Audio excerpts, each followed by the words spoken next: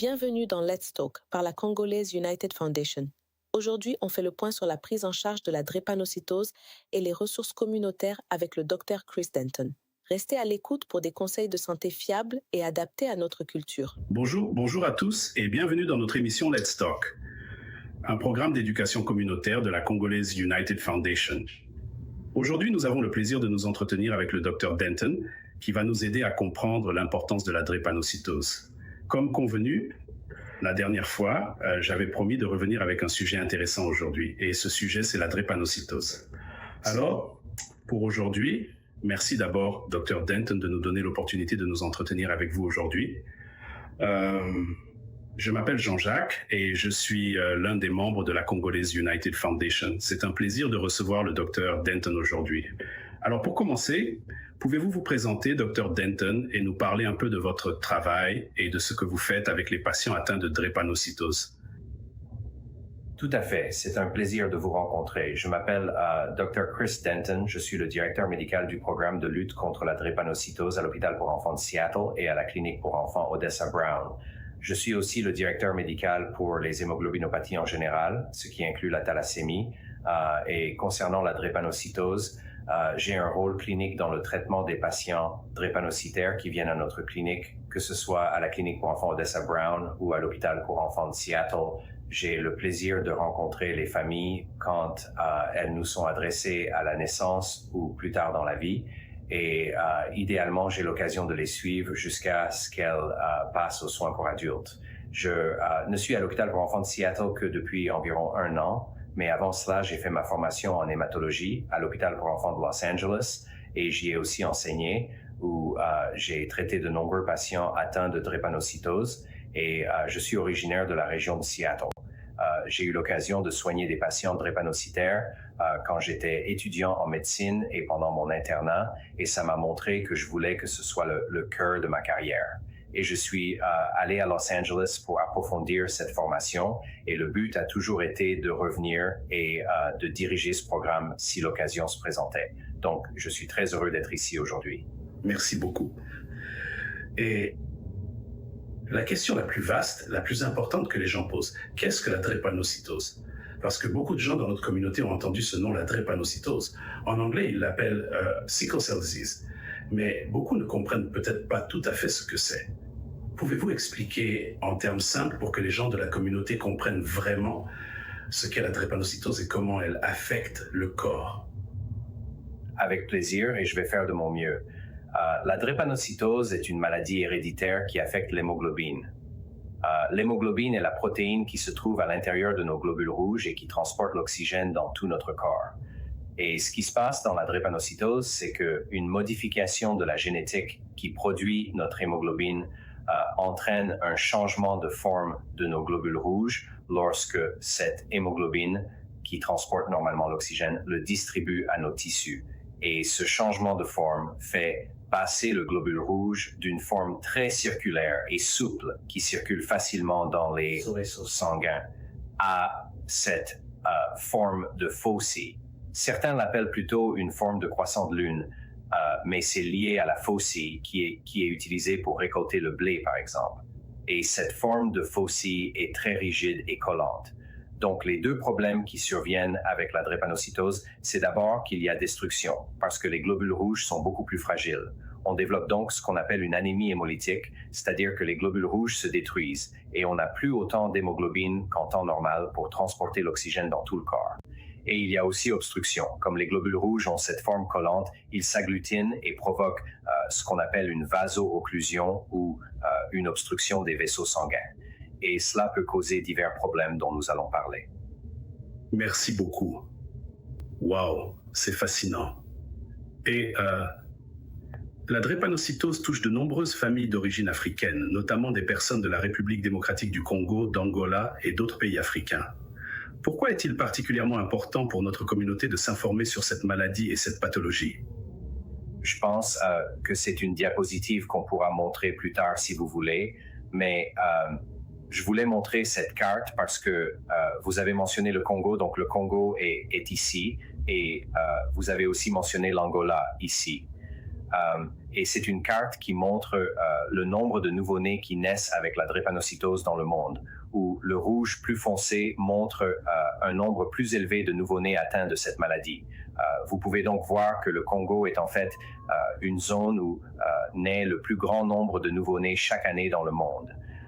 Ensuite, nous avons le Nigeria, et puis en fait, l'Inde est un autre pays où l'on observe beaucoup de cas de drépanocytose. Donc, comme vous pouvez le voir, c'est très répandu dans toute l'Afrique. C'est répandu aux États-Unis et au Brésil également. Et il y a en fait 300 000 personnes qui naissent avec la drépanocytose dans le monde. Mais beaucoup l'ignorent.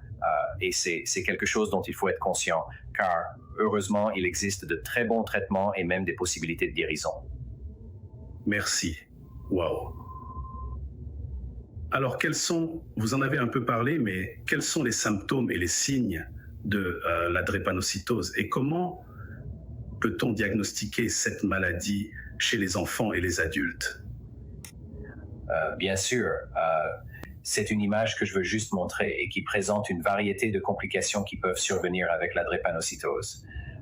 Parce que, comme je l'ai mentionné, il y a à la fois destruction et obstruction. Et l'endroit où cette obstruction se produit dans les vaisseaux sanguins à travers le corps entraîne les différentes complications qui peuvent survenir. La manifestation la plus courante de la drépanocytose, c'est la douleur. C'est la principale raison pour laquelle un patient drépanocytaire va consulter. Parce que vous pouvez imaginer que si vous avez une obstruction de vos vaisseaux sanguins, c'est une zone du corps où, soudain, vos tissus ne reçoivent plus d'oxygène. Et ça peut être vraiment terrible. Les patients décrivent cela comme une sensation de déchirement, de pulsation, une sensation très douloureuse qui est très subjective. Et donc, les personnes qui soignent un drépanocytaire ne savent pas vraiment quel genre de douleur il ressent, à moins que le patient ne le leur dise. Et dans les pays à revenus plus élevés, le dépistage néonatal est disponible. Donc, quand un enfant naît, il subit un test sanguin qui recherche un certain nombre de maladies différentes, dont la drépanocytose, pour lesquelles des interventions précoces dans la vie peuvent apporter des changements majeurs pour la santé. Malheureusement, ce dépistage néonatal n'est pas disponible partout dans le monde, de sorte que de nombreuses personnes naissent sans savoir qu'elles sont atteintes de drépanocytose. Wow. Est-ce qu'il y a des cas où des familles ne savent pas qu'elles sont porteuses, comme vous l'avez mentionné plus tôt, du trait drépanocytaire? Parce que j'ai entendu des gens parler de ce trait drépanocytaire sans réaliser que leur enfant est malade. Est-ce que vous pouvez nous expliquer un peu plus ce concept de trait drépanocytaire et comment on peut ignorer qu'on a ce gène? Absolument. Alors, comme je l'ai dit, la drépanocytose est une maladie héréditaire. C'est lié à nos gènes. Et c'est ce qu'on appelle une maladie récessive, ce qui signifie qu'il faut un gène, un de chaque parent, pour développer la maladie elle-même. Et si vous n'héritez que d'un seul de ces gènes, c'est ce qu'on appelle le trait drépanocytaire. En général, le trait drépanocytaire ne cause pas de problème, même si dans certaines conditions de faible taux d'oxygène, en cas de stress intense ou de déshydratation, une personne porteuse du trait pourrait développer des symptômes proches de la maladie. Mais il est très fréquent que nous voyons un enfant diagnostiqué drépanocytaire au dépistage néonatal alors que les parents ne savaient pas qu'ils avaient le trait drépanocytaire. Un autre concept un peu plus complexe, c'est qu'on n'a pas besoin d'hériter de deux gènes de la drépanocytose pour avoir la maladie. On peut hériter d'un gène de la drépanocytose puis d'un autre gène associé à une hémoglobinopathie, qui est généralement une autre anomalie de la production d'hémoglobine. Et l'association des deux donne quand même le tableau clinique de la drépanocytose. Wow. Tout ça peut être déroutant pour beaucoup de gens. Pouvez-vous expliquer la différence entre... Enfin, vous venez de le mentionner, mais beaucoup de familles veulent savoir quelle aide est disponible. Comme vous l'avez dit, cette maladie est compliquée à gérer et l'équipe soignante peut fournir des ressources. Quelles options de traitement ou de soutien médical existent aujourd'hui pour les personnes vivant avec la drépanocytose, en particulier ici dans le comté de King et dans l'État de Washington? C'est un point sur lequel je veux vraiment insister. Heureusement, il existe des traitements. Et cette image n'est peut-être intéressante que pour moi en tant qu'hématologue. Mais ce que je montre ici sur votre gauche, c'est un échantillon de sang d'un patient atteint de drépanocytose. Et ce qu'on voit là au microscope, ce sont beaucoup de globules rouges. Ce sont tous ces petits cercles. Mais ce qu'on voit entre ces globules rouges, ce sont plutôt des débris de globules rouges. Et on peut voir, en regardant de très près, que certains ont effectivement cette forme de faucille. D'autres parties de ces globules rouges ne sont que des morceaux de cellules qui ont éclaté. Et sur la droite, c'est en fait un échantillon de sang d'un patient sous un médicament appelé hydroxyurée. L'hydroxyurée est un médicament qui est aussi utilisé dans le traitement du cancer car l'un de ses effets est de baisser le taux de globules blancs. Mais on a découvert que l'hydroxyurée modifie aussi la façon dont on produit notre hémoglobine. Elle pousse notre corps à produire plus d'hémoglobine fétale, qui est le type d'hémoglobine produit quand on est dans l'utérus. Et en augmentant la quantité d'hémoglobine fétale, elle diminue la quantité d'hémoglobine anormale, ce qui réduit globalement les complications. C'est notre traitement le plus éprouvé que nous recommandons généralement à tous les patients drépanocytaires ayant 2 copies du gène de la drépanocytose et nous l'utilisons aussi pour d'autres formes de drépanocytose selon leurs complications. En dehors de l'hydroxyurée, il y a d'autres médicaments qui ont tendance à réduire les symptômes. L'un d'eux s'appelle la glutamine. C'est en fait juste comme une protéine qui, lorsqu'on la prend, réduit les effets de la drépanocytose et fait en sorte que les crises de douleur soient moins fréquentes et moins graves. Même l'hydratation est très importante parce que si vous buvez beaucoup d'eau et que votre flux sanguin est bon, alors la probabilité que vos globules rouges se bloquent dans ces vaisseaux sanguins est bien plus faible. Voilà donc quelques-uns des traitements de base dont je voulais parler. Merci infiniment. Vivre avec la drépanocytose affecte non seulement le patient, comme vous l'avez dit, mais aussi les parents, les proches aidants et toute la famille, voire la communauté. Quelles ressources sont disponibles pour soutenir les familles sur les plans émotionnels, médical et social ici dans le comté de King, dans l'État de Washington? C'est une excellente question. Alors, en interne, nous avons en fait une équipe complète dédiée à la drépanocytose, qui est très pluridisciplinaire. Nous avons une travailleuse sociale, un psychologue, un médiateur culturel, un coordinateur de sensibilisation et toute l'équipe travaille ensemble pour identifier les problèmes médicaux qui peuvent être traités du point de vue d'un hématologue comme moi. Mais nous reconnaissons aussi que la structure sociale de la famille et son environnement peuvent aussi affecter l'évolution de la drépanocytose. Nous sommes donc conscients que la famille est vraiment essentielle pour s'assurer qu'elle dispose d'une bonne communauté pour la soutenir. En dehors de notre équipe clinique, nous avons aussi la Metropolitan Seattle Sickle Cell Task Force, qui est une organisation communautaire qui aide les familles et les patients à se rassembler, qui organise aussi des événements de santé et de bien-être, ainsi que des événements festifs et de collecte de fonds tout au long de l'année. Donc, nous essayons vraiment de garder les familles connectées entre elles et de leur montrer qu'elles ne sont pas seules. C'est bon à savoir. Et dans beaucoup de nos communautés, il y a parfois de la peur, de la stigmatisation ou des malentendus autour des problèmes de santé, surtout la drépanocytose. Alors, quels sont les mythes les plus courants sur la drépanocytose que vous avez entendus et que vous avez essayé de corriger dans notre communauté pour que les gens sachent exactement que ce n'est pas vrai et quelle est la réalité? Je vous remercie de poser la question.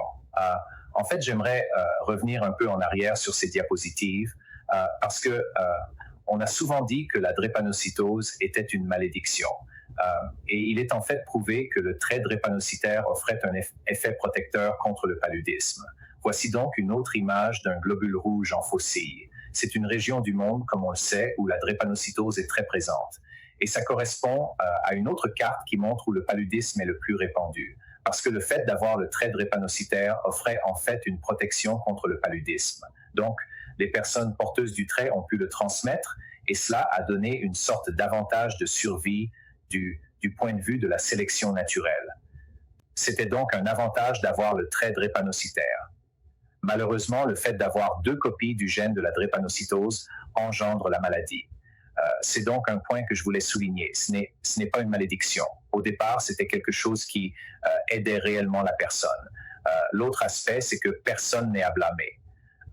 Je sais que des familles ont été très affectées par, vous savez, qui a transmis le gène, comment c'est arrivé, avec des familles qui voulaient empêcher les mariages entre 2 personnes porteuses du trait. Et je veux vraiment chasser cette peur, parce que je pense, même si vous avez un enfant ou si vous vivez avec la drépanocytose, qu'il est possible de se faire soigner et qu'il est même possible de guérir. Et je pense qu'on peut tout à fait mener une vie très épanouie même en ayant la drépanocytose. Merci infiniment. Et ma dernière question pour vous.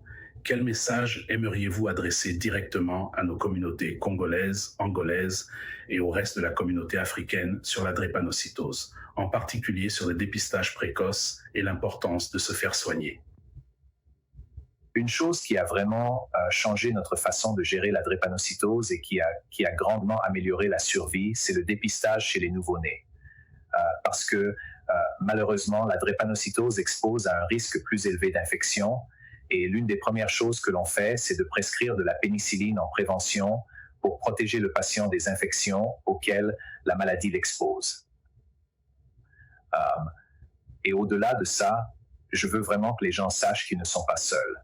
Comme je l'ai dit, je ne veux pas que vous ayez l'impression de devoir cacher ça, car il existe des traitements, il existe des solutions de guérison. Mais si on ne sait pas que vous êtes là, on ne peut pas vous aider. Et nous serions ravis que vous veniez vers nous, vers la Sickle Cell Task Force ou au Fred Hutch, là où se font les soins pour adultes, pour vous assurer de recevoir les meilleurs soins possibles. Merci infiniment, Dr. Denton, de partager votre savoir et de nous aider à mieux comprendre la drépanocytose, ainsi que la manière d'accéder aux services et au soutien pour notre communauté. Alors, pour tous ceux qui nous regardent, restez connectés. D'autres émissions sont à venir. Comme toujours, la Congolese Foundation est là pour vous et vous soutient. Nous sommes partenaires et nous investissons dans la santé. Merci de nous avoir suivis.